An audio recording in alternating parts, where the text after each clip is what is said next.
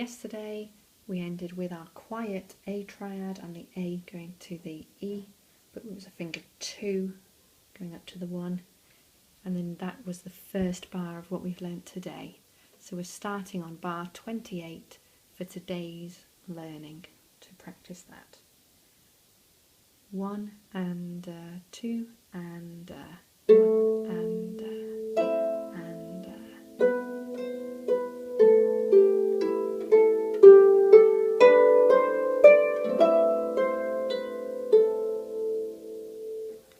So we started quiet, we did that crescendo as the notes went higher, and then just brought it back down again as they dropped back down. Starting in that very same place, bar 28, today's learning, 2 and 1 in the top hand, that A minor triad in the left hand, 3, 2, 1. It's a 3, the A's come together, and then the 2 and the 1 are the chord with the top hand. 1 and 2 and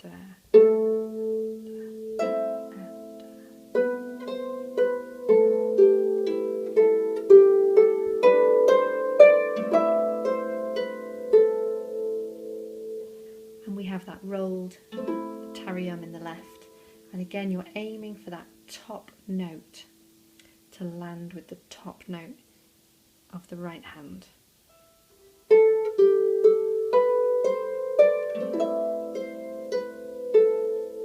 So the lower two notes of the chord are anticipatory, they come just before the beat so that your thumb lands with the thumb of this hand.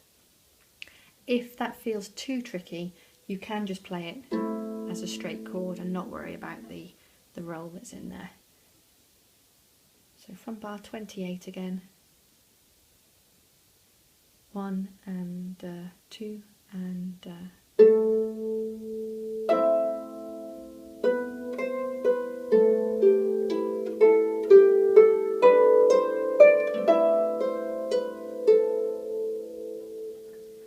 now if we put that back into what we learnt yesterday, so we're going to pick it up now from bar 24.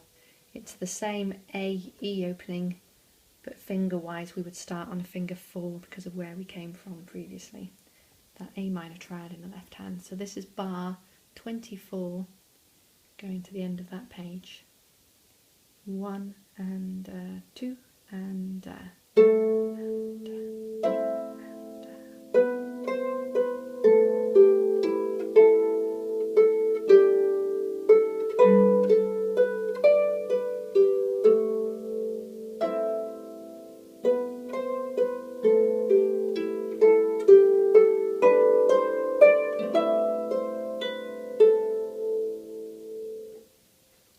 we'll try that one last time.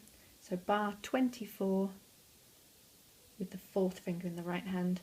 We want to be quite strong on this bit so that we can feel the drop down in volume as we get into bar 28. So bar 24 after the count. 1 and 2 and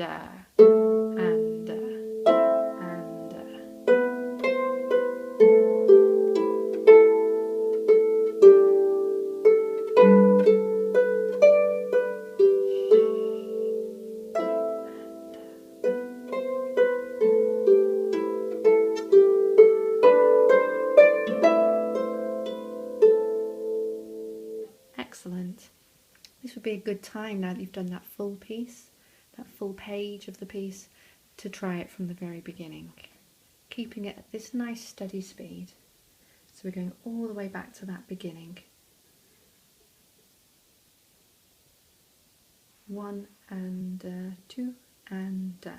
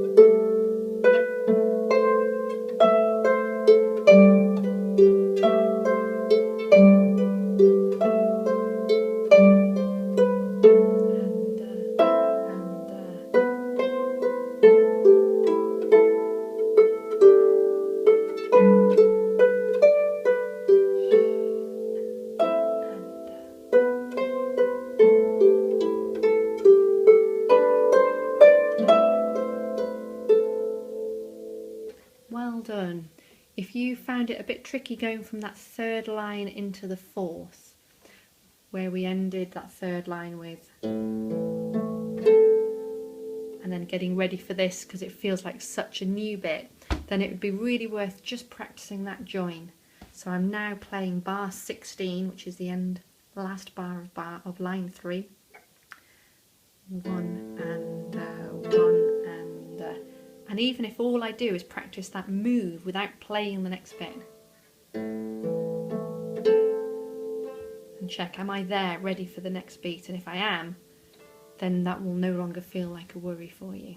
So doing that last bar, try it with me, bar 16, and what we're going to do is we're going to play bar 16, I'll count you in, and then we're just going to place our hands ready on bar 17 and see if we can get there in the time that we've actually got. Ideally we'll place them all together rather than starting the right hand, because once you've started that right hand, even though the left hand doesn't come in until the next beat, it'll feel a bit of a panic. So the ideal is to go from the end of line 3, comfortably placed ready for the entirety of what's coming up next. So we're going to start together on bar 16. 1 and 2 and place. Are you there? Okay, I said place, but really you should have been placed by that point. So 1 and 2 and place, ready, boof. That's where you would need to be ready for. So that's your time that you've got. We're now going to play it and just start the next bar as well and actually play those notes. So this is bar 16 with the count. 1 and 2 and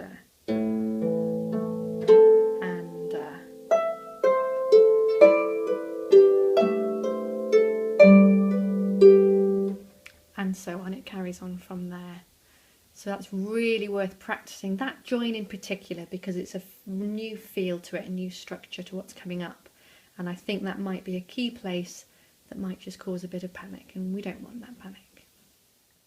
Well done.